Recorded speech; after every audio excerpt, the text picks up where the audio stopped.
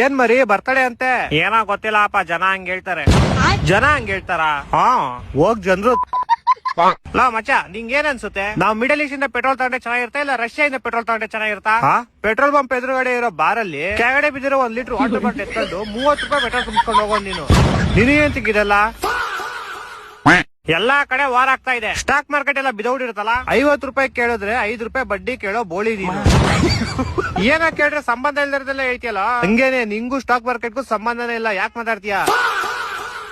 ಅದೆಲ್ಲ ಬಿಟ್ಟಾಕೋ, ಈ ದೆವ್ವ ಭೂತಗಳನ್ನೆಲ್ಲ ಯಾರು ನಂಬ್ತಾರ ಮಚ್ಚ ಈಗಿನ ಕಾಲದಲ್ಲೂ? ನಾನಂತೂ ನಂಬಲ್ಲಪ್ಪ, ನೀನೇ ನಂಬ್ತೀಯ? ರೋಡಲ್ಲಿ ಹೋಗ್ಬೇಕಾದ್ರೆ ಅದ್ರ ಬೆಕ್ಕಡ್ಡ ಹೋದ್ರೆ 5 ನಿಮಿಷ ನಿಂತ್ಕಂತೀಯ. ಮೈ ಮೇಲೆ ಪಲ್ಲಿ ಬಿದ್ರೆ 3 ಸತಿ ಸ್ನಾನ ಮಾಡ್ಕಂತೀಯ. ಈ ತುಕ್ಕಲ್ಲಿನೆಲ್ಲ ನಂಬ್ತೀಯ, ಈ ದೆವ್ವ ಭೂತನೆಲ್ಲ ನಂಬಲ್ವಾ ನೀನು?